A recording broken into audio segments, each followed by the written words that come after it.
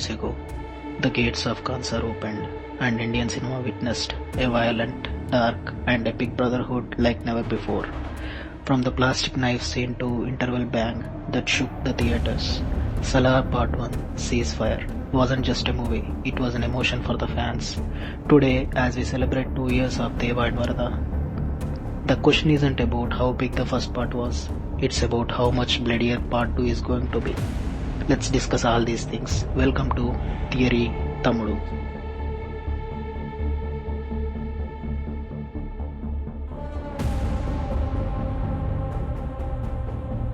Let's be honest, before December 2023, the stakes were sky high. After a few experimental roles, the world was waiting for Rebel to return to his roots.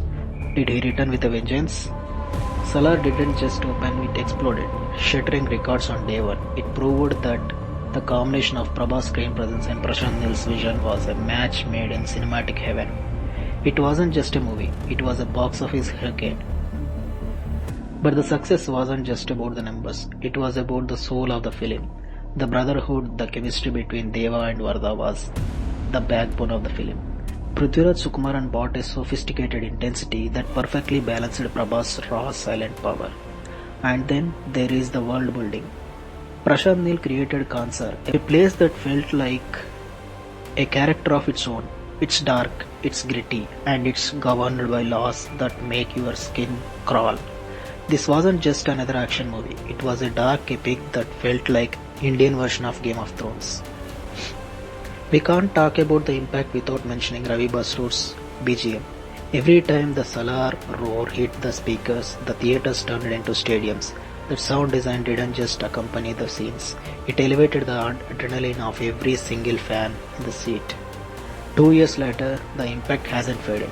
We are still decoding the tribes, still humming the theme, and still talking about that one specific look in Deva's eyes. This was the comeback the fan deserved. Now let's go deeper. Why did Salaar work where so many other action films fail? It's because Prashanth Neel understands the art of build-up. He didn't just give us action, he gave us anticipation. For almost 2 hours, we saw a lion pretending to be a lamb. Deva was a silent volcano. We knew he was dangerous, but the movie kept him pulling back, testing our patience until the pressure became unbearable. This restraint is what made the eventual explosion so satisfying. Then there's the lore. Khansaar isn't just a city, it's a complex political web of 3 tribes, the Mannars, the Shouryangas and the Ganiyals. Neel planted seeds of a massive history that spans 1,000 years. It's like a puzzle where every piece we find reveals a darker secret. But the masterstroke, the Shouryanga reveal, that one scene changed the entire perspective of the movie. Suddenly, Deva wasn't just a bodyguard or a friend. He was exiled prince. He was the very thing the people of Khansaar feared most. The twist didn't just end part 1. It set the stage for a legendary war. We also have to talk about the emotional anchor, the mother. While it's a classic trope, here it served a darker purpose. Her fear of the monster inside Deva wasn't just a protective, it was a warning. She knew that once Deva picked up a weapon, the world would burn.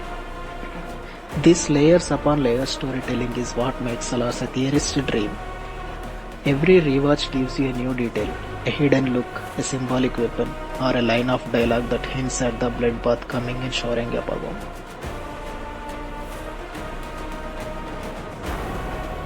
Enough about the past. Let's talk about the future. Shouryanga Parvam is not just a sequel, it's a collision course. The peace treaty of part 1 is officially over, and the real war for Khansaar is about to begin.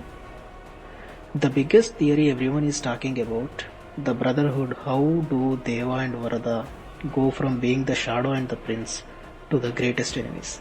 Will Varadha realize that Deva is the true heir and feel betrayed? The emotional fallout of their friendship is going to be more violent than any action scene in the film. Then there is Shouranga's history. Why were they massacred? We have only seen glimpses of the 1985 flashback. Many fans believe Deva's father Dara might have left a legacy or a secret weapon that only the true Salaar can unlock. We are expecting a massive flashback sequence that explains why the Mannas fear bloodline this much. Expect the scale to triple. Part 1 was just the introduction to the gates. Part 2 is the storm inside the city with all the tribes now aware that a Shouryanga is alive. Will they join him or will they unite to kill him? The political chess game is about to turn into a bloodbath. Prashanth Neel has hinted that the action in part 2 is 10 times what we saw in the first part.